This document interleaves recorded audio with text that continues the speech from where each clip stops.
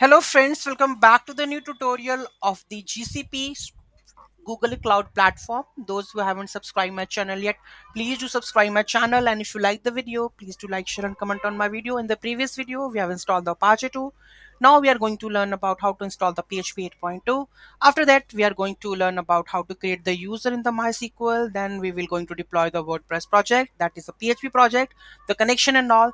Then we get to know about that we have set up the full-fledged project, right? So let's install the PHP. So first of all, let's copy this and make sure you have logged in with the GCP Google Cloud account. If you have not logged in, then make sure you have watched my previous video. Okay, so let's go with this one. Press and continue. Okay, so sudo app update, done. Next, install the PHP 8.2. Okay, next check the PHP version.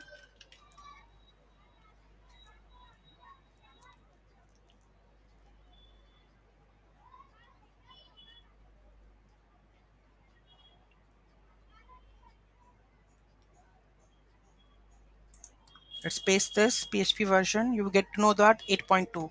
Let's install some of the extensions that is important. So let's fpm mysql or something gd. So let's install all of these. This is required.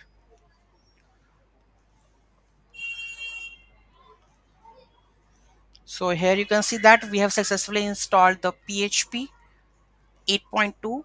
Any doubt, any query in that, do let me know in the comment section. Thank you so much for watching this video. Don't forget to like, share and comment on my video. Have a nice day.